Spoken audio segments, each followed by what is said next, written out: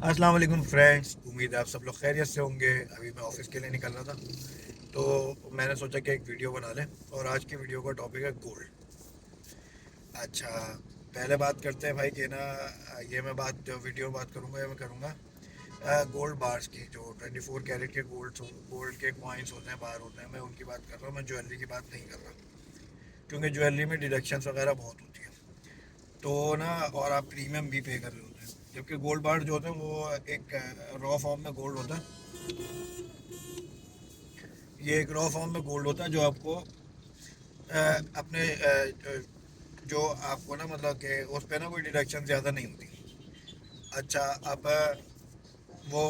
अच्छा, ये गोल्ड जो है हमेशा ऐसे टाइम पे ख़रीदें जब मार्केट स्टेबल हो। कि ना, अगर आप पिछले एक महीने का डेटा निकालें, जो लोग खरीदते रहते हैं उनको तो पता होता है, लेकिन जो लोग नए हैं उनके लिए बता दूं कि ना, वेबसाइट्स हैं जो डेली रेट अपडेट करती हैं। इसके रेट 4 बजे आते हैं डेली ना, गोल्ड के।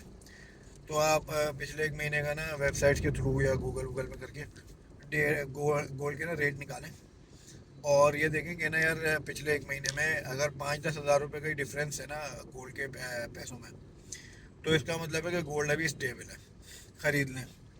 कभी भी गोल्ड ऐसे टाइम पर ना खरीदें कि जब वो अनस्टेबल रेट हो, बहुत ज़्यादा रेट्स ऊपर जा रहे हो, बहुत ज़्यादा नीचे आ रहे हो। इसका मतलब ये हुआ कि भाई, अगर 10 हज़ार रुपये डेली के रेट ऊपर जा रहे हैं और आपको लग रहा है कि यार ज़्यादा महंगा हो रहा है, जल्दी से खरीद लो, जब महंगा हो जाएगा। और ना, ऐसे टाइम पे रेट कभी भी ना खरीदें, गोल्ड कभी भी ना खरीदें। गोल्ड हमेशा स्टेबल टाइम पे खरीदें, जब स्टेबल हो, भले वो बहुत महंगा हो या बहुत सस्ता हो। ये सब्जेक्टेड मैटर है। तो हमेशा जब भी आप गोल्ड खरीदें तो ऐसे टाइम पे खरीदें जब स्टेबल हो। अच्छा, ख़रीदना कहाँ से भाई? ख़रीदें हमेशा ऐसे अब या तो अपने फैमिली ज्वेलर से ख़रीदें, जिससे आप लोग जगह पुश्ती गोल्ड ले रहे होते हैं। दादा ने भी, दादी ने भी वहीं से लिया, फिर अब पापा ने भी वहीं से लिया, फिर आप भी वहीं से लेते हैं। तो ऐसी जगह से आप गोल्ड खरीदें। या फिर अपने जो शहर का जायंट है ना, अपने जो भी आपके एरिया का जायंट है गोल्ड सेलर, जो सबसे ज़्यादा पॉपुलर है, जैसे कराची में ARY चलता है, तो ARY का गोल्ड खरीद लें, तो ताकि आपको परेशानी ना हो कि भाई ये मैं कल बेचने जाऊँगा तो असली है या फेक है, ये वाली टेंशन ना हो। फिर अब इसमें एक चीज़ और आती है कि ना, जो है कि क्या कहते हैं भाई, अगर आपको शॉर्ट टर्म सेविंग्स करनी है ना, तो आप कैश में ही कर लें। लेकिन अगर आपको लॉन्ग टर्म सेविंग करनी है ना, 1.5-2 साल की, तो आप जो है ना वो गोल्ड में परचेज कर लें। क्योंकि ना, जब आपको अगर बड़ी सेविंग करनी है तो गोल्ड का ही होता है कि ना यार, गोल्ड इन्फ्लेशन खाता है। ठीक है, गोल्ड एक मीन ऑफ सेविंग है, गोल्ड मीन्स ऑफ इन्वेस्टमेंट नहीं है। तो अगर ऊपर जा रहा है उस वक्त लालच में ख़रीदना है तो ये तो ना करें। हाँ, ऊपर जा रहा है बेचने में, जब नीचे आए दोबारा से ख़रीद लें, तो ये एक अलग बात है। बट अगर आपने लॉन्ग टर्म सेविंग करनी है तो वही आप गोल्ड खरीदें। अब इसमें होता है भाई कि ना, अपने आपको अगर इन्फ्लेशन खाता है, हाँ मैं बात कर रहा था कि ना, गोल्ड इन्फ्लेशन खाता है कि भाई, अगर 20% इन्फ्लेशन हो रही है ना मुल्क में, तो गोल्ड के रेट भी 20% बढ़ेंगे। डॉलर या दूसरी चीज़ें जो होती हैं उनके रेट स्टेबल गवर्नमेंट मसनूई तौर से रख सकती है, गोल्ड के नहीं रख सकती। गोल्ड की मार्केट बिल्कुल ओपन होती है, ये गवर्नमेंट के कंट्रोल में नहीं होती। तो गोल्ड आप जो है वो क्या कहते हैं, आप सेविंग्स वगैरह करें गोल्ड की मद में। तो ये 20% इन्वेस्टमेंट, वो 20% इन्फ्लेशन रेट है। अगर मैं ऑन एवरेज साल का ना 20% का रेट बढ़ता है गोल्ड पर। अच्छा, अब मैं तो ना, इसलिए जब आप तो इसको अगर आसान लफ्ज़ों में समझें तो भाई, अगर आपने फ़र्ज़ कर लें 30 लाख रुपए जमा करने का गाड़ी के लिए, और आपका टारगेट है कि मैंने अगले जो है वो 1.5 साल में जमा करना है, तो 30, तो जो है ना 30 लाख रुपए जब आप जमा करेंगे ना, तो उस वक्त तक आपकी गाड़ी हो चुकी होगी 40 लाख रुपए की। ठीक है। तो लेकिन अगर आप, यही है कि भाई महीने का अगर आप फर्ज कर लें 1.5 लाख रुपए जमा कर लें, तो 1.5 लाख रुपए का गोल्ड लेकर आ जाए महीने। तो वो जो 1.5 लाख रुपए का आप गोल्ड लेंगे ना हर महीने, कभी आपको उसमें 2.5 ग्राम मिलेगा, कभी 5 ग्राम मिल जाएगा, कभी ये हो सकता है कि ना इतनी आगे ऊपर चले जाए कि ना वो 1 ग्राम ही मिल रहा हो। पहले तो 1 तोला भी मिल जाता था किसी ज़माने में, तो 2-3 साल पहले की बात है, ज़्यादा पुरानी बात नहीं है। तो आपको जो है ना गोल्ड इस तरीके से जब आप लेंगे ना, तो आपको ये अंदाज़ा हो जाएगा।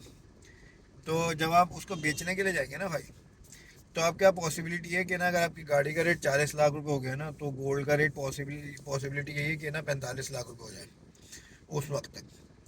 तो अब वो क्या कहते हैं, फिर आप अच्छी गाड़ी भी ले सकते हैं कि भाई मेरे पास अब पैसे ज़्यादा होंगे तो मैं थोड़ी सी अच्छी गाड़ी ले लूँ। ये भी एक ऑप्शन आपके पास हो सकता है। अच्छा, दूसरी बात कि ना, अच्छा क्या, अब मैं इसको ना एक कंपैरिजन से भी समझा देता हूँ। मैंने 2019-20 में एक कार ली थी 6,60,000 रुपये की। ऑल्टो थी 2012 का मॉडल।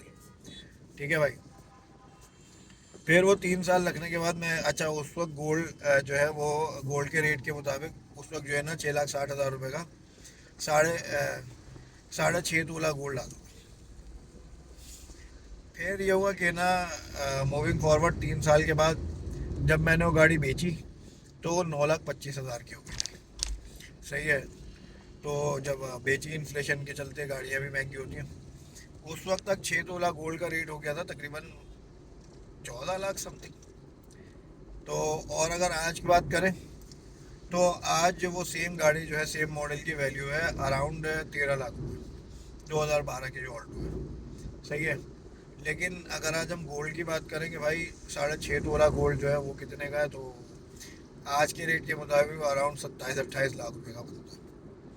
तो मैं नहीं कह रहा कि आप गाड़ी ना लें और सब चीज़ें बेच बाच के गोल्ड लेके रख लेंगे। गोल्ड के टायर नहीं होता, आप उसमें बैठ के कहीं आना जाना नहीं कर सकते। मैं ये बात कर रहा हूँ कि भाई अगर आपने 1.5-2 साल सेविंग करनी है तो वो सेविंग आप बजाय कैश रखने के गोल्ड कीमत में करना है, गोल्ड परचेज करें और जब वो ऊपर हो बेच दें।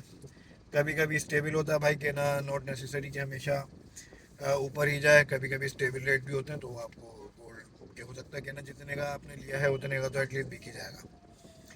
तो लेकिन ये मैं वर्स्ट केस बता रहा हूँ। दूसरा होता है कि अगर आपने कहा भाई कि ऊपर जा रहा है रेट ना, डेली 10,000 रुपये बढ़ रहा है, जल्दी से खरीद लो, तो पॉसिबिलिटी ये है कि ना वो 9 वीक्स की एक साइकिल होती है, 9 हफ्ते के बाद ना वो वापस नीचे आता है। जब ये इस तरह ऊपर जाता है तो नीचे आएगा, फिर वो पता चला कि वो 1.5 साल तक स्टेबल ही है, वो दोबारा उस रेट तक पहुंचा ही नहीं। स्टेबल का मतलब वो जिस रेट पे आपने पीक हाई पे लिया था उस रेट तक पहुंचा ही नहीं, तो अब आप परेशान होंगे।